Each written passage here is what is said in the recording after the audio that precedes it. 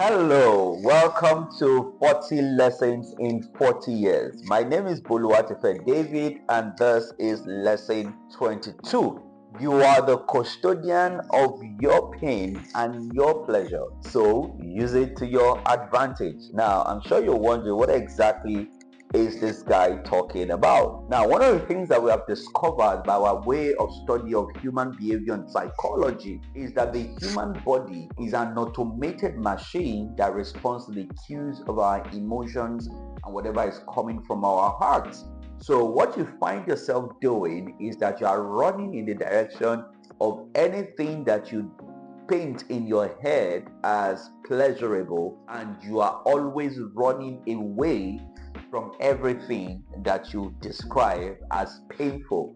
Right. So, for example, somebody that says that, oh, public speaking or having to address a large audience is a pathway towards public celebration. You see them always gravitating towards public speaking. When they get the opportunity, they're excited because in their mind, this is how I get public celebration. But for another person that says that, you know what, public speaking is a pathway towards public embarrassment and disgrace, what you find out is that they are always running away from public speaking. You see, anything that is pleasurable, you run towards.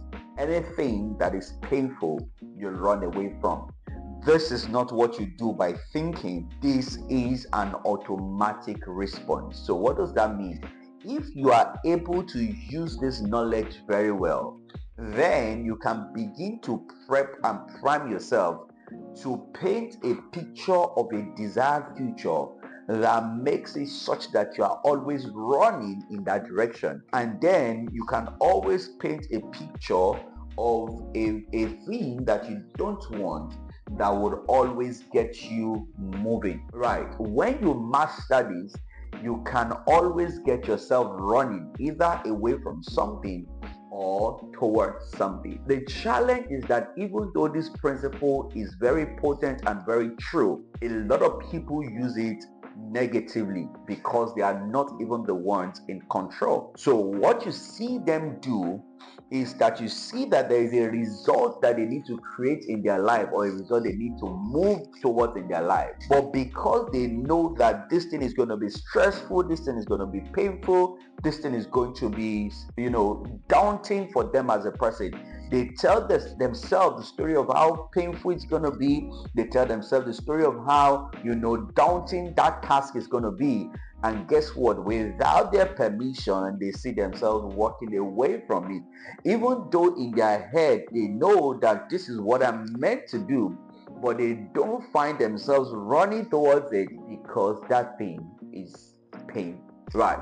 So what you want to do is, the moment you identify that this is something that I need to do, I begin to find a way to tell myself a different story around that thing. Because if I can look beyond the process of doing it and I look at what I'm going to gain in front of it, I am going to will myself towards doing it in an automatic state. So people always ask me this question, Bolu, how are you able to run towards things even when you know that the process of getting to them can be painful? I simply tell them, I decide not to look at the pain of the process. I busy my mind with the pleasure that would come immediately after that, and I'm able to power through. Right. So the moment you understand this principle, you begin to layer a lot of pleasure in the direction of the things that you want to run towards, and you begin to create a lot of pain in the direction of something that you want to run away from. And when you master it, you find yourself doing things with a lot more ease around your life. Now, another way to think about this thing is that if you were to suffer something that was painful, for example, you lost something. Now, one thing that we already also know, that the pain that we feel when we lose something, or the pleasure that we feel when we gain something, it is not in those things in themselves. Rather, it is based on how we are thinking and how we are engaging it. I've seen somebody lose a phone that is very expensive and the person did not even feel any pain. And I saw another person lose a phone that is way cheaper and the person is crying up and down. Now, by the time we engage both of them, we began to realize that the extent of their pain is dependent on the way they are thinking about it.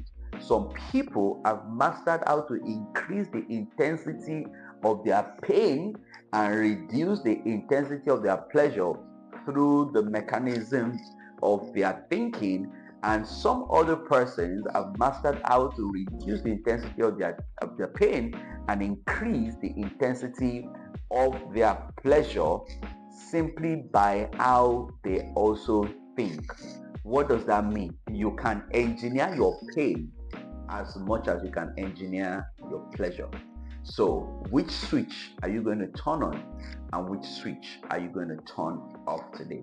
Are you going to master increasing the intensity of your pleasure in life and reducing the intensity of your pain?